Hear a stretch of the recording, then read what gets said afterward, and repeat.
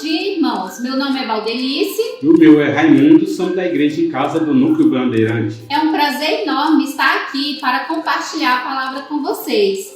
Não deixemos de reunirmos como igreja, segundo o costume de alguns, mas procuremos encorajar-nos uns aos outros, ainda mais quando vocês veem que se aproxima o dia.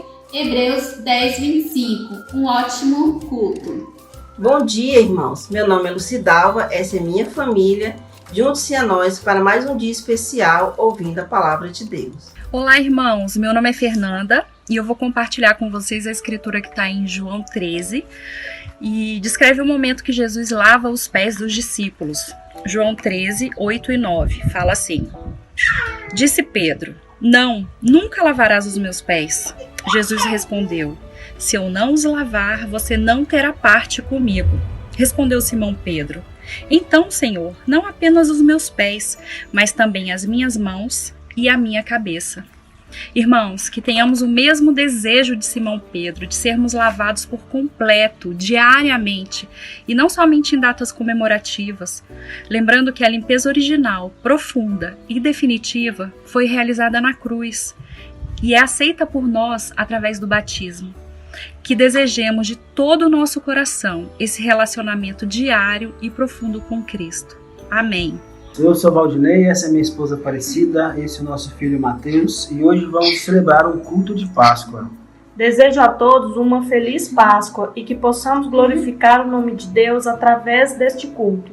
Oi, meu nome é Mateus, hoje eu vou fazer uma oração para nós.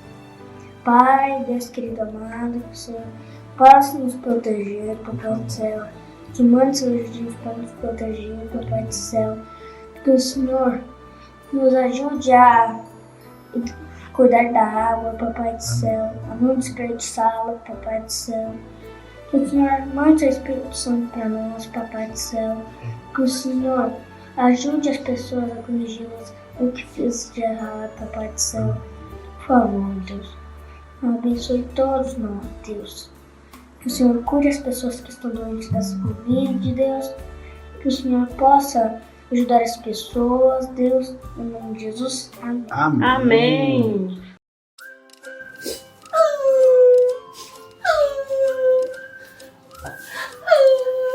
Oi, Lisa. Tô chorando. Por quê?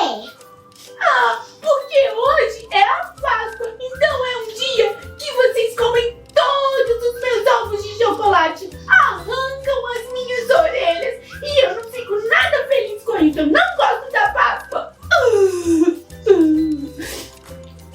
Mas não é isso que comemora a Páscoa. Não? O que é Páscoa então? É nascer de novo. Porque Jesus morreu na cruz por causa de nós e ressuscitou lá no céu. No terceiro dia ele ressuscitou? Sim. E aí vocês comemoram a Páscoa? Sim. É isso? Sim. É verdade então? Então não tem nada a ver com ovos de chocolate. Dessa vez você pode comer o meu, tá? Pode comer o seu? Mas vamos celebrar a liberdade, tá bom? Nham, nham, nham. Nham, nham, nham. Para, gente, de comer os meus ovos. Nham, nham, nham. Olha, é gostoso mesmo. Nham, nham, nham. É liberdade. É liberdade. Me dá um abraço. Nham, nham, nham, nham. Conta pra galera, então, o que é a verdadeira Páscoa? É nascer de novo. Uhul. Ressurrei. Fala lá pra câmera, menina. Ressuscitou. Jesus ressuscitou, né? Ressurreição. É difícil essa palavra mesmo. Mas o importante, galera, é a gente lembrar de Cristo. Vida nova pra todo mundo. Jesus ressuscitou. Dá tchau pra galera.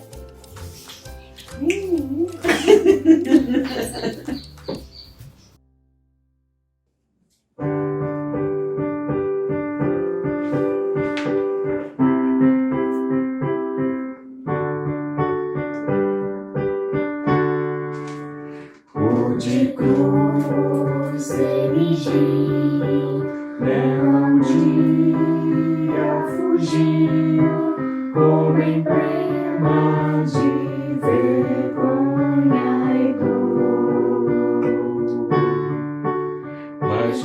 carrego essa cruz, porque nela Jesus deu a vida por mim, pecador.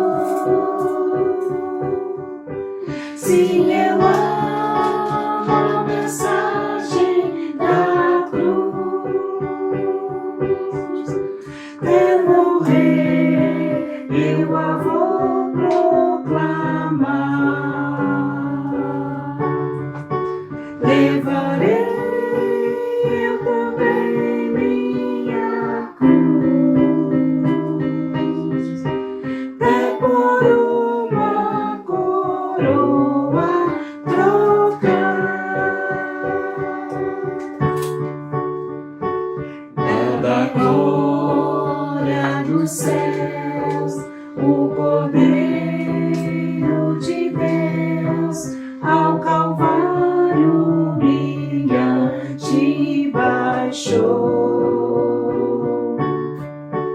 Essa cruz tem pra mim atrativo sem fim, porque nela Jesus me salvou.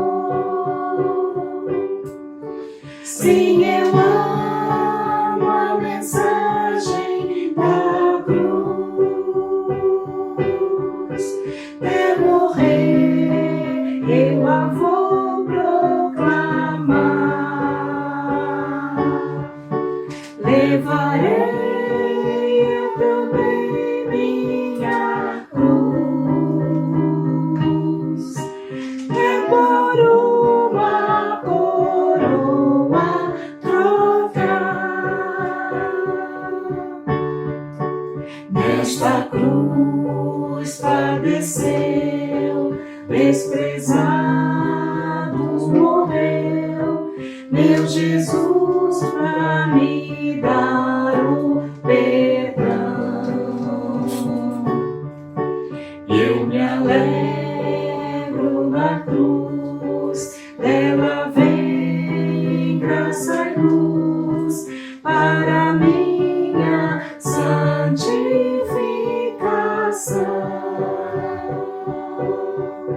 Sim, eu amo a mensagem da cruz. Até morrer eu a vou proclamar. Levarei eu também minha cruz, até por uma coroa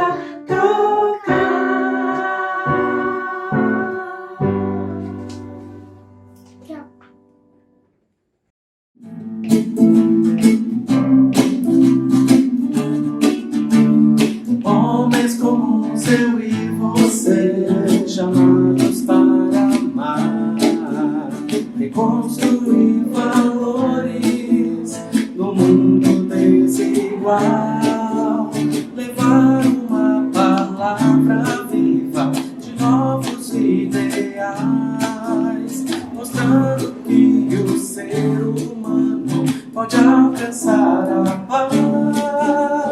Homens comuns, eu e você, chamados pra sonhar, acreditar que a vida nos permite algo mais, levar uma palavra viva, tão pura e eficaz, que faz de cada um de nós além do que é capaz, pois Deus quer terminar o que começou em suas mãos, quer alcançar a todos nós através do perdão.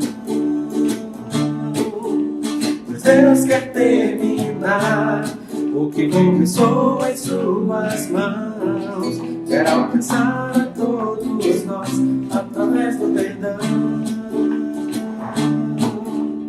Homens comuns, eu e você, chamados pra sonhar, acreditar que a vida nos permite mais. Levar uma palavra viva, tão pura e eficaz, que faz de cada um de nós além do que é capaz. Pois Deus quer terminar o que começou em suas mãos, quer alcançar a todos nós através do perdão. Pois Deus quer terminar o que começou em suas mãos, quer alcançar a todos nós através do perdão.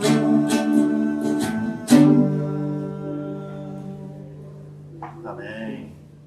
Vamos comemorar a ceia do Senhor.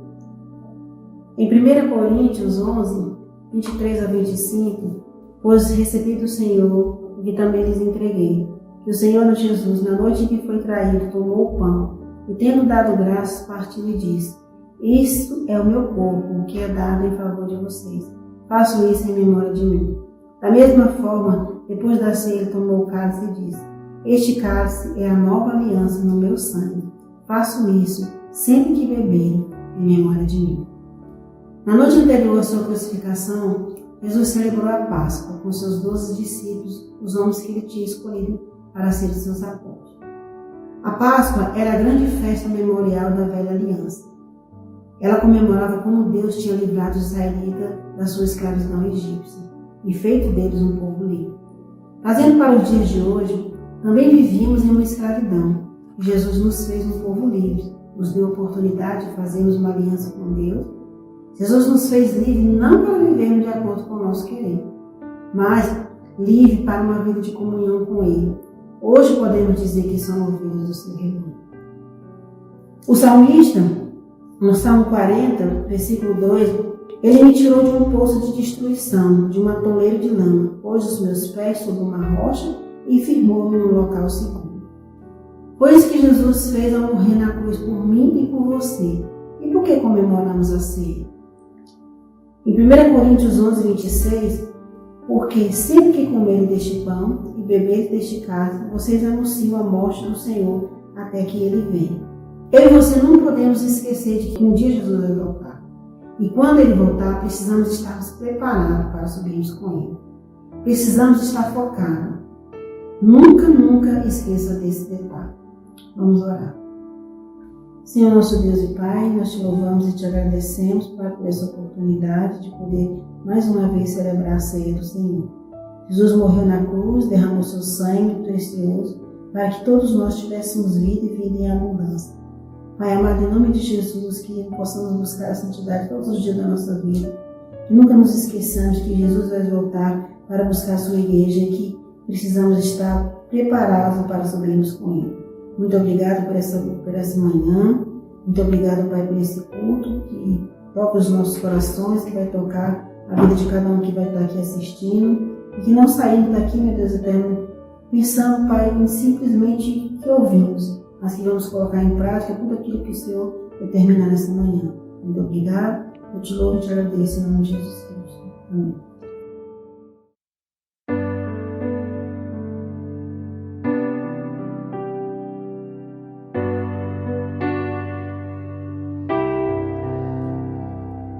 Quanto amor Ele tem por mim,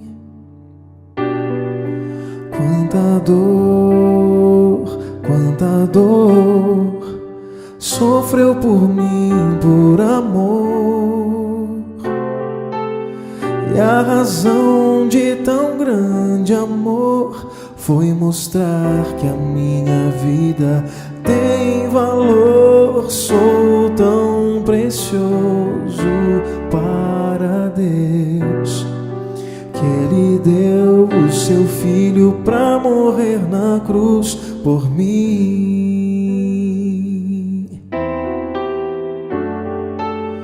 Ó Deus, te louvo pelo teu amor. Tu mudaste o meu interior e agora eu quero viver pra transmitir transmitir esse amor que vem de ti. Ó Deus, te louvo pelo teu amor.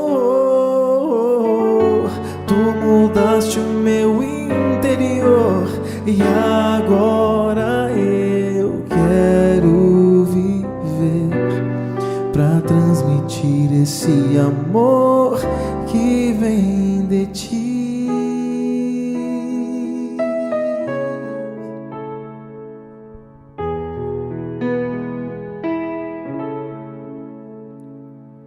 Quanto amor, quanto amor Ele tem por mim. Quanta dor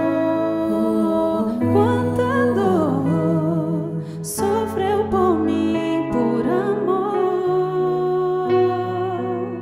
A razão de tão grande amor foi mostrar que a minha vida tem valor. Sou tão precioso para Deus que Ele deu o seu filho pra morrer na cruz por mim.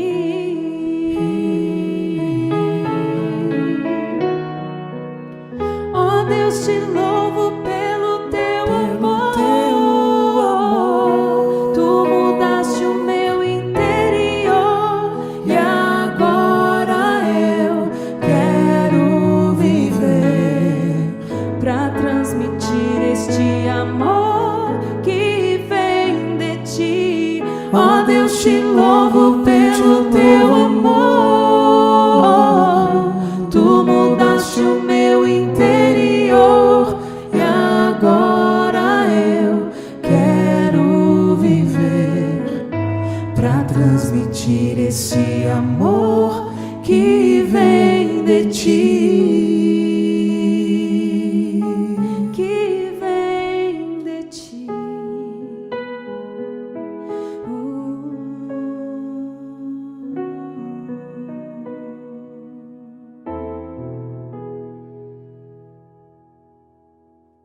Olá pessoal, tudo bem? Espero que todos vocês estejam bem.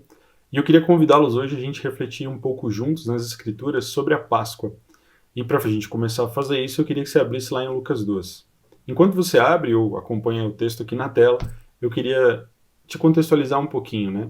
José foi fazer o recenseamento, a mando de um governador romano naquela época, mandou o povo fazer o recenseamento, e ele foi se alistar na cidade em que havia nascido, de onde era a sua família, a sua linhagem, que era da cidade de Davi, de Belém. Por isso ele estava caminhando com Maria para lá. E aí é onde começa o nosso texto, que diz assim a partir do versículo 4. Assim José também foi da cidade de Nazaré, da Galiléia, para a Judéia, para Belém, cidade de Davi, porque pertencia à casa e à linhagem de Davi. Ele foi a fim de alistar-se com Maria, que lhe estava prometida em casamento e esperava um filho. Enquanto estavam lá, chegou o tempo de nascer o bebê, e ela deu à luz o seu primogênito. Envolveu-o em panos e o colocou numa manjedoura, porque não havia lugar para eles na hospedaria. Havia pastores que estavam nos campos próximos e durante a noite tomavam conta dos seus rebanhos. E aconteceu que um anjo do Senhor apareceu-lhes e a glória do Senhor resplandeceu ao redor deles, e ficaram aterrorizados. Mas o anjo lhes disse: Não tenham medo, estou lhes trazendo boas novas de grande alegria, que são para todo o povo. Hoje, na cidade de Davi, lhes nasceu o Salvador, que é Cristo, o Senhor. Isso lhes servirá de sinal. Encontrarão um bebê envolto em panos e deitado numa manjedoura. De repente, uma grande multidão do exército celestial apareceu com um anjo, louvando a Deus e dizendo: Glória a Deus nas alturas, e paz na terra aos homens, aos quais ele concede o seu favor. Quando os anjos deixaram e foram para o céu, os pastores disseram uns aos outros: Vamos a Belém e vejamos isso que aconteceu, e que o Senhor nos deu a conhecer. Então correram para lá, encontraram Maria e José e o bebê deitado na manjedoura. Depois de o verem, contaram a todos o que lhes fora dito a respeito daquele menino. E todos os que ouviram o que os pastores diziam ficaram admirados. Maria, porém, guardava todas essas coisas e sobre elas refletia em seu coração. Os pastores voltaram glorificando e louvando a Deus por tudo que tinham visto e ouvido, como lhes fora dito. Eu estou falando de Páscoa, estou falando do ato final da obra de Cristo, mas eu quis começar por um texto do nascimento de Cristo para falar da sua perfeição encaminhada.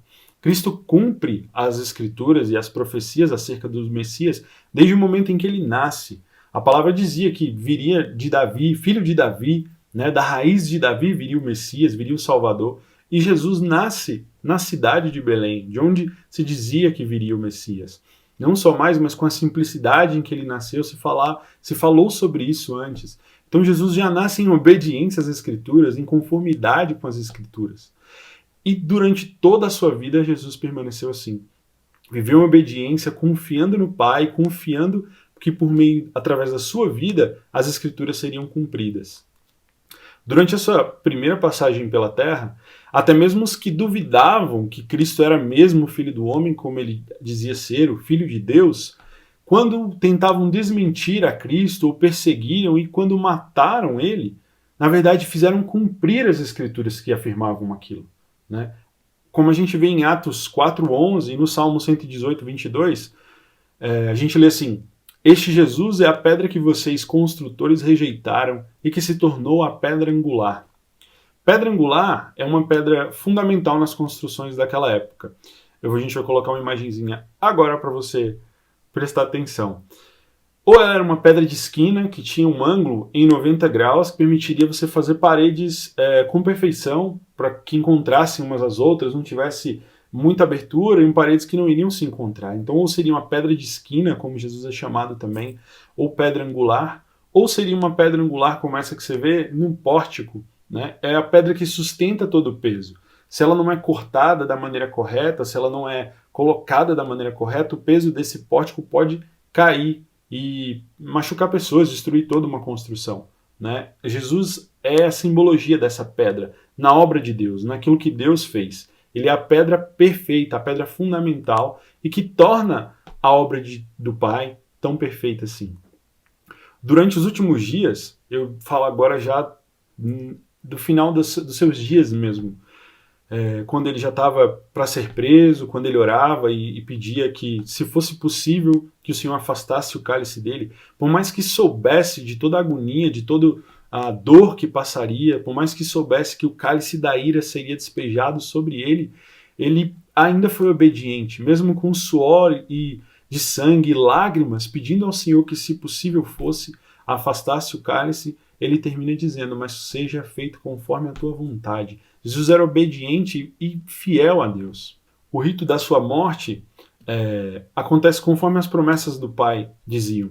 Então ele foi julgado de forma opressiva, como a gente lê em Isaías 53, foi levado como uma ovelha muda a um matadouro, calado, não falou, foi injustiçado.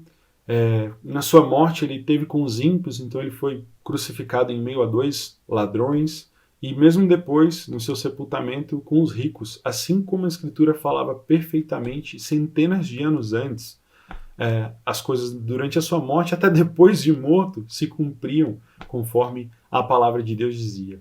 E durante um momento de maior desespero, pendurado ali naquela cruz, Cristo, aquele que afirmou que nos daria uma água para beber, da qual não mais sentiríamos sede, mas estaríamos plenamente saciados, esse mesmo Cristo sofrendo ali na cruz, ergue o resto de voz que ele tinha e fala: eu tenho sede, e pede água para beber.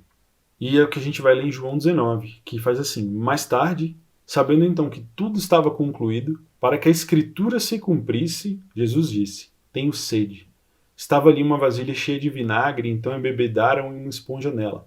Colocaram uma esponja na ponta de um caniço de sopo e ergueram até os lábios de Jesus. Tendo provado, Jesus disse: está consumado. Com isso, curvou a cabeça e entregou o Espírito. Nós lemos essas palavras também no Salmo 22, escrito por Davi centenas de anos antes. E não se vê nada parecido na vida de Davi que tenha acontecido conforme as Escrituras, o que ele escreveu. Mas na vida de Jesus, sim. A gente lê que a língua grudava no céu da boca e estava seco. E Jesus viveu isso na cruz, cumprindo as Escrituras, pedindo por água, mostrando a sua fidelidade àquilo que era o plano de Deus, a como as coisas deveriam acontecer. Cristo obedeceu até a morte, numa morte de cruz, onde as pessoas que eram mortas dessa maneira eram consideradas malditas. A morte acontecia fora da cidade, no monte chamado Gólgota, o Monte da Caveira, e porque quem era maldito não ficaria na cidade, né? Teria que ser seu sangue ser despejado longe, fora. Ele foi humilhado, rejeitado, e dessa forma, né, com tamanho humilhação, morreu o Salvador das nossas vidas. Aquele que era o caminho, a verdade e a vida, se submeteu à morte, abandonado, traído, injustiçado, fisicamente agredido, muito machucado. E em meio a toda essa dor, Cristo foi fiel. Mesmo podendo, como ele mesmo disse antes, que não guerrearia pela espada, mesmo podendo, com o poder da sua voz, chamar legiões e legiões de anjos para que lutassem por ele. A vida de Cristo foi em total obediência e confiança no Senhor. Havia para ele uma alegria que fora proposta, como a gente vê nas Escrituras, antes da fundação do mundo, de que ele seria o Cordeiro. E como o Cordeiro perfeito e sem pecado, pela expiação das nossas transgressões, ele se entregou e aplacou a ira de Deus. Deus nos salva dele mesmo, paga o preço que ele mesmo estipulou, um preço tão alto que apenas o sangue do seu próprio Filho, sem pecado e sem mácula, foi capaz de quitar a dívida. Por isso nós lemos em Isaías 53, 10 e 11, que foi da vontade do Senhor esmagá-lo e fazê-lo sofrer. E embora o Senhor faça da vida dele uma oferta pela culpa, ele verá sua prole e prolongará seus dias, e a vontade do Senhor prosperará em sua mão. Depois do sofrimento da sua alma, ele verá a luz e ficará satisfeito. Pelo seu conhecimento, meu servo justo justificará a muitos e levará a iniquidade deles. Havia uma obra de redenção em andamento, e ela foi concluída na cruz e revelada num domingo como este, quando pela manhã um anjo anunciou: por que vocês estão procurando entre os mortos aquele que vive? Ele não está aqui, ressuscitou. Lembre-se do que ele lhes disse, quando ainda estavam com vocês na Galiléia. É necessário que o Filho do Homem seja entregue nas mãos de homens pecadores, seja crucificado e ressuscite no terceiro dia. A pedra que tampava o túmulo foi removida, o sepulcro estava vazio. Aleluia! Ele ressuscitou. O Senhor Jesus Cristo venceu a morte e viveu aquilo que ele mesmo havia dito. Ele afirmou naqueles dias que a minha vida eu mesmo a dou e tenho poder para reavê-la. Ninguém pode tirar a minha vida, mas eu mesmo a dou e tenho poder para reavê-la. Glória ao Senhor pela tua obra, glória ao Senhor pelo nosso Salvador, autor e consumador da nossa fé. Ele vive e reina, está sentado à direita do Pai. Essa é a nossa fé, é nisso que nós cremos, é sobre isso que é o domingo de Páscoa. E sobre a sua ressurreição, a gente deve se alegrar com a Páscoa, com essa memória, pois é a promessa de que neles temos o direito, fomos justificados, né? Temos o direito de sermos chamados filhos do Pai, e um dia, porque ele venceu a morte, nós ressuscitaremos também, graças à ressurreição e à glória de Cristo Jesus. A obra é completa com o derramamento do seu precioso sangue. A cruz é a maior prova de amor que já existiu na história humana. É loucura, como a palavra diz, é loucura para os que perecem, mas para nós ela é o poder de Deus. Nos dias de hoje, um mundo tão egocêntrico e vazio, não faz sentido. É difícil imaginar alguém dando a vida pelo próximo, dando a vida até por pessoas muito boas.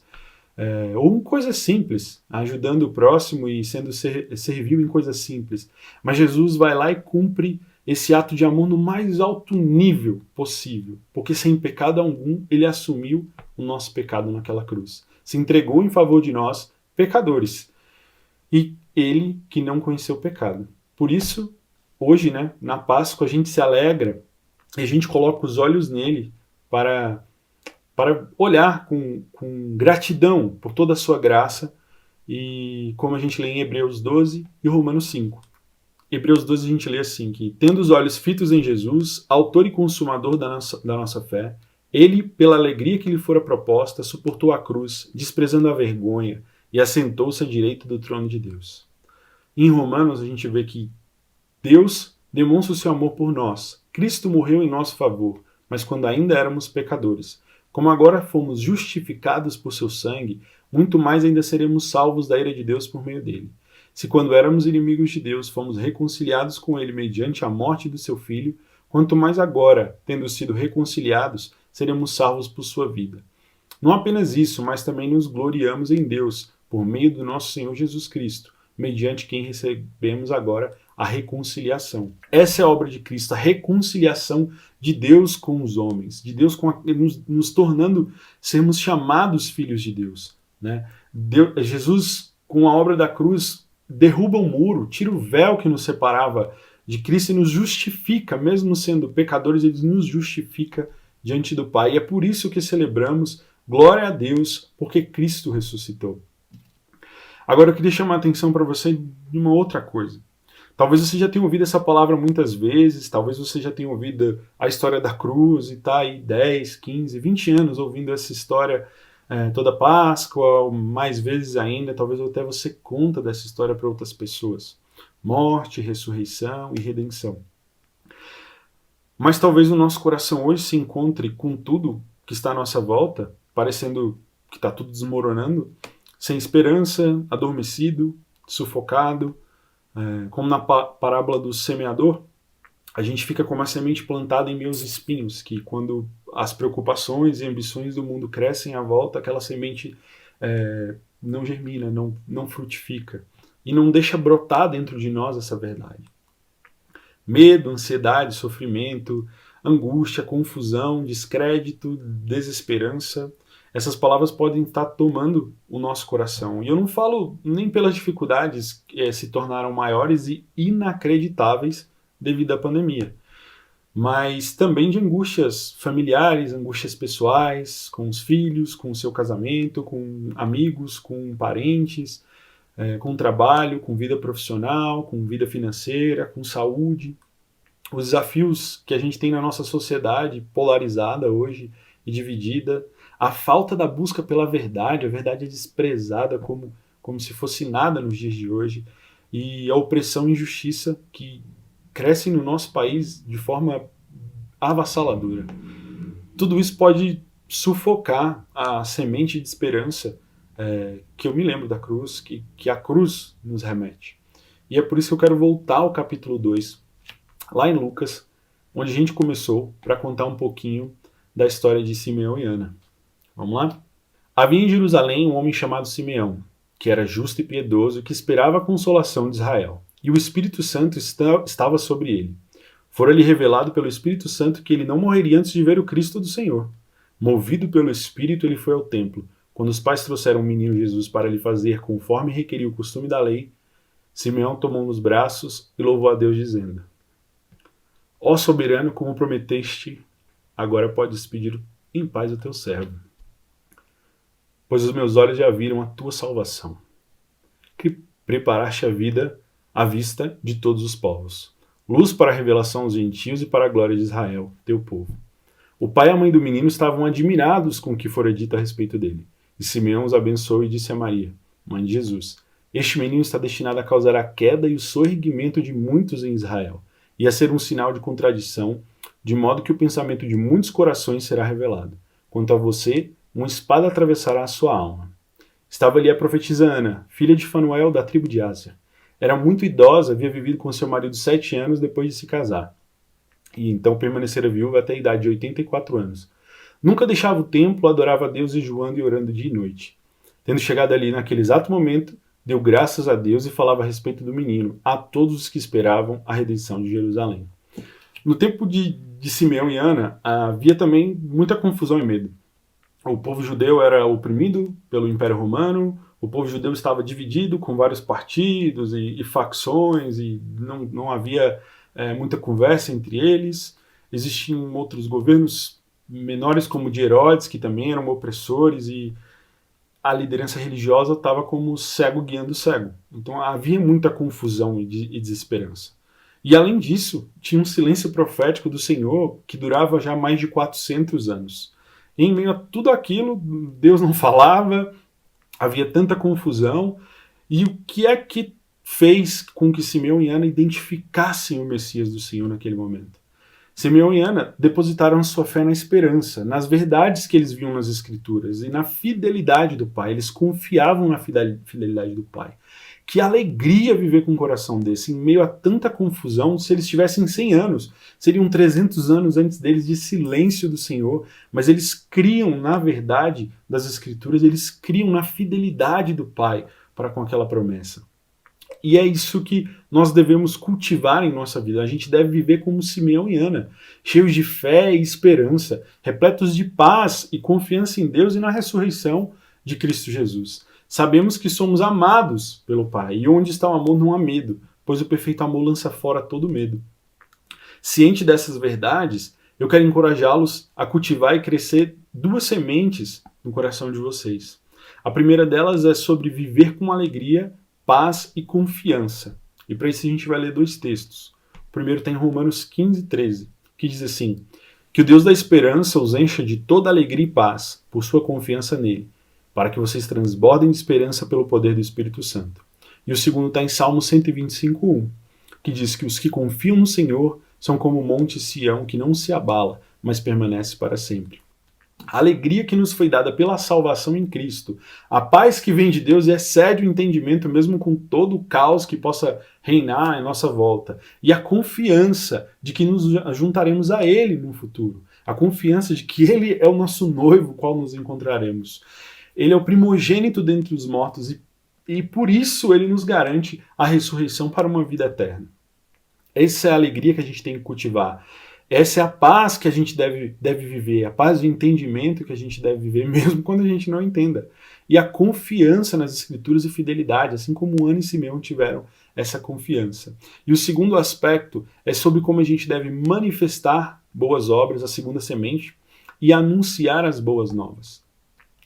A gente vai ler lá em Tito 2, do 11 ao 14, que diz assim: porque a graça de Deus se manifestou salvadora a todos os homens. Ela nos ensina a renunciar à impiedade e a paixões mundanas, e a viver de maneira sensata, justa e piedosa nessa era presente, enquanto aguardamos a bendita esperança, a gloriosa manifestação do nosso grande Deus e Salvador Jesus Cristo. Ele se entregou por nós a fim de nos remir de toda maldade e purificar para si mesmo um povo particularmente seu, dedicado à prática de boas obras. E em 1 Pedro 1:3, a gente lê também assim: bendito seja o Deus e Pai do nosso Senhor Jesus Cristo, conforme a sua grande misericórdia, Ele nos regenerou para uma esperança viva por meio da ressurreição de Jesus Cristo dentre os mortos. Quando a gente vive com esse pensamento de que eu tenho uma vida diferente, eu vou automaticamente manifestar essa vida, trazer boas obras à tona, ser a luz do mundo, como o Senhor nos chamou a ser. E ele fala que a luz não fica guardada debaixo de um cesto, embaixo da cama, a luz é colocada no alto para ser vista. O sal tem que ser usado, ele tem que salgar, dar tempero, porque se não faz diferença, é pisado e jogado fora. A gente deve viver a vida com pureza, manifestando as boas obras e anunciar a verdade por meio de Cristo. Este Cristo crucificado com ousadia, espalhando as verdades que a gente alimenta em nós. Essas 2 sementes devem ser um estilo de vida que a gente tem que cultivar. A palavra nos fala que a criação aguarda a manifestação dos filhos de Deus. E façamos isso agora, tenhamos ousadia e coragem para anunciar e viver as verdades da palavra de Deus. Tem gente perecendo. Nós temos essa esperança viva que é Cristo Jesus, nós temos a tua palavra que guarda o nosso coração, que nos permite viver em paz, confiança e alegria, mas tem pessoas que não têm. E a nossa resposta a isso, a essa dor de pessoas por qual Deus também deu sua vida, deve ser compartilhar, deve ser buscar, ajudar, servir essas pessoas de alguma forma.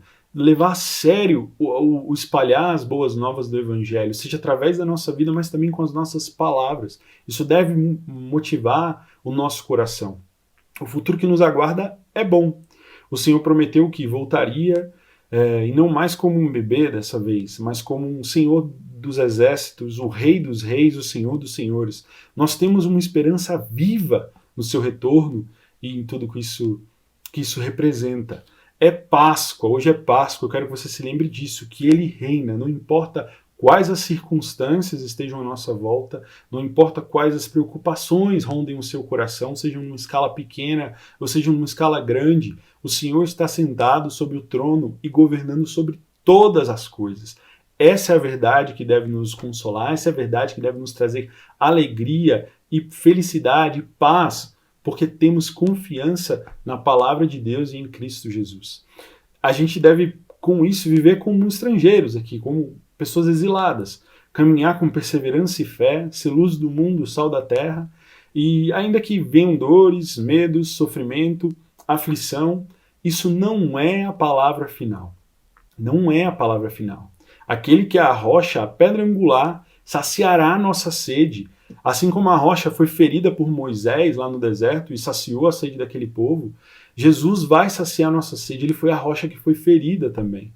E os que esperam por justiça a encontrarão, os que têm sede terão água para beber, água que não nos deixa mais com sede. Os que choram serão consolados. Essa é a promessa de Deus para nós.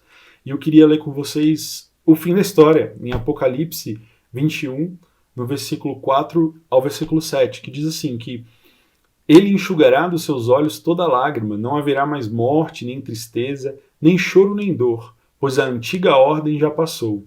Aquele que estava sentado no trono disse, estou fazendo nova todas as coisas. Eu sou o alfa, o ômega, o princípio e o fim. A quem tiver sede, darei de beber gratuitamente da fonte da água da vida.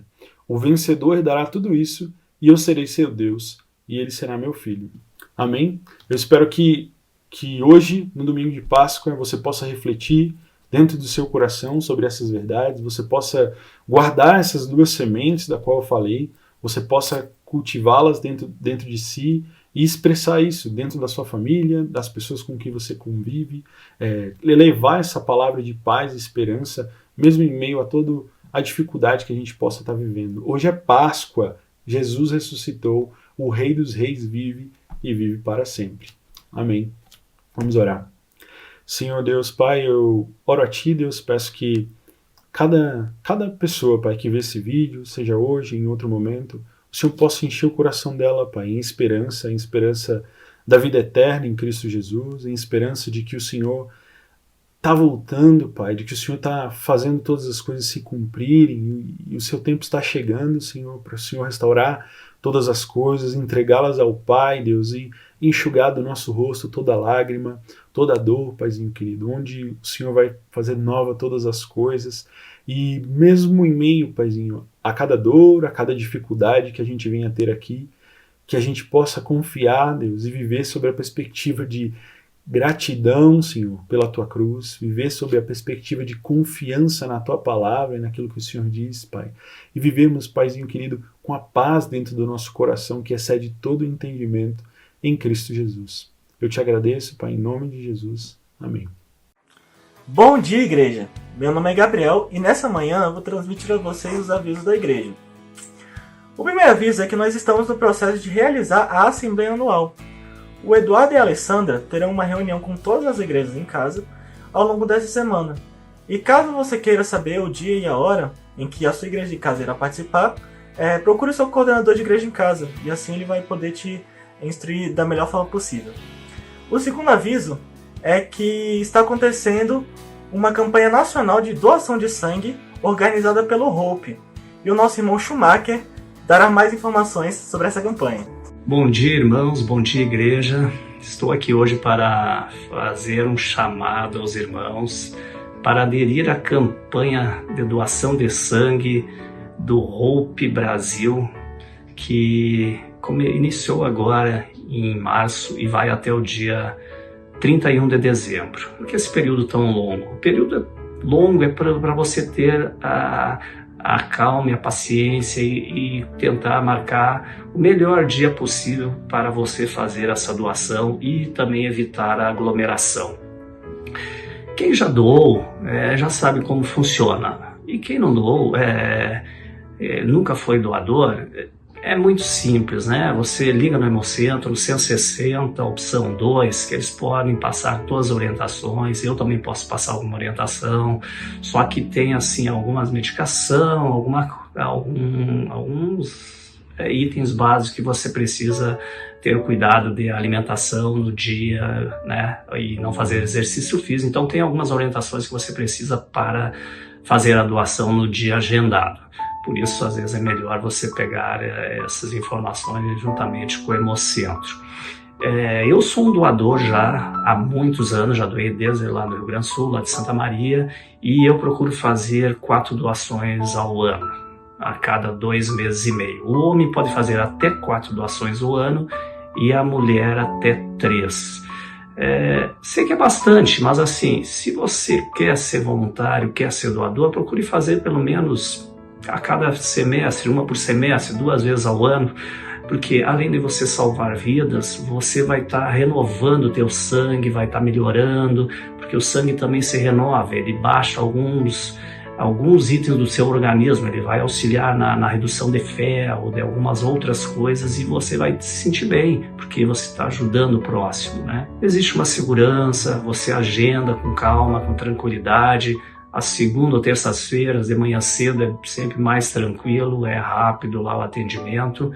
E a segurança lá também, os cuidados, você com álcool gel, com máscara, tudo, não vai ter problema. Então pense nisso, pense em ajudar o próximo, pense em fazer algo pela vida, né, de aqueles que estão necessitando lá fora, porque o banco do Hemocentro nesse período realmente está muito baixo e tem certos tipos de sanguíneos, como o O negativo, que é muito raro, né, e que só pode receber dele mesmo. Então é um sangue que quem tem, que algum irmão da igreja tem, é muito importante também ser doador justamente por isso, né. Então assim, faça a sua parte, sei que assim, mas assim, consciente. Espero que quem queira aderir a essa campanha, quem queira ser um doador, realmente esteja consciente de que, e seguro de que está indo para fazer aquilo que a sua consciência está mandando, tá? Não é uma pressão, então não pode ser assim. Você tem que estar consciente, seguro que você vai lá, vai fazer a doação. A sua doação de uma vez, você pode salvar até 4 vidas. Então pense nisso, reflita sobre isso, né? E siga a vida em frente. A gente precisa, tem gente lá precisando da sua ajuda. E um dia você pode precisar também. Pense nisso. Então, salve uma vida, seja um doador, adere a essa campanha aí que o Hope Brasil está fazendo, e nós, a Igreja de Cristo de Brasília, também estamos. Beijo no coração de todos aí.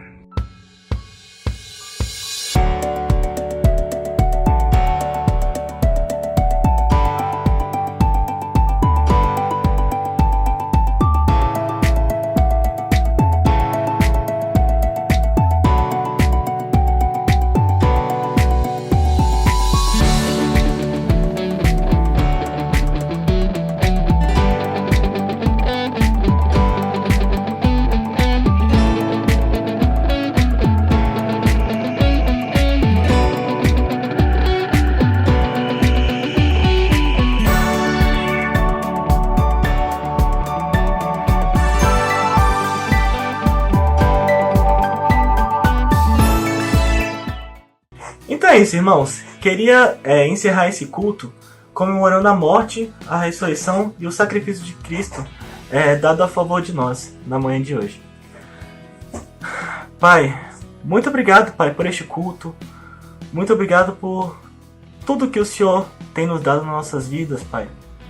Muito obrigado pelo favor imerecido, Pai, que é a Tua morte, Deus. Muito obrigado por ter dado esse presente enorme que seria a nossa salvação, Pai. E nesta semana, né, nós comemoramos este sacrifício que foi dado de graça, Pai, e que sinceramente nós não merecíamos, Deus. Pelos nossos pecados nós merecíamos a morte, mas Jesus nos trouxe vida. Deus deu seu Filho amado para morrer por nós, Pai. Que possamos lembrar sempre do sacrifício de Jesus dado por Deus, Pai. Que sejamos sempre devotos a Ti, Pai. Sejamos sempre entregues. Que possamos sempre nos diminuir, Pai. E engrandecer sempre o Teu nome, Deus. Pai, que nessa manhã possamos ter um bom almoço e terminar nosso dia, Pai, sempre honrando e louvando o Teu nome, Deus. E assim, Pai, eu te oro muito grato, em nome do Teu Filho, nosso Senhor Jesus Cristo. Amém. Porque Ele vive,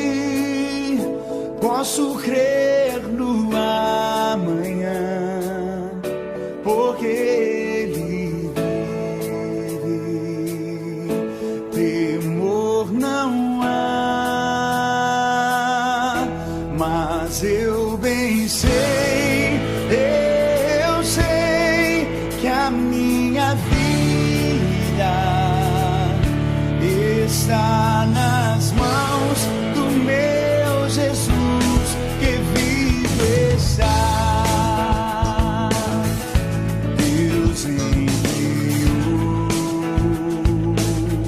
seu Filho amado para morrer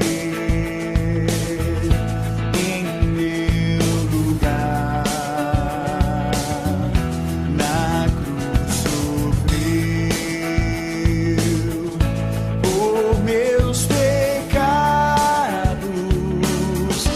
mas o sepulcro vazio está, porque ele vive, porque ele vive.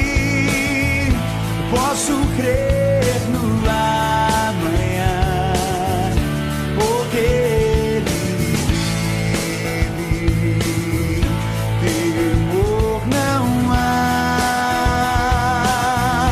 mas eu bem sei, eu sei que a minha vida está nas mãos do meu Jesus que vivo está.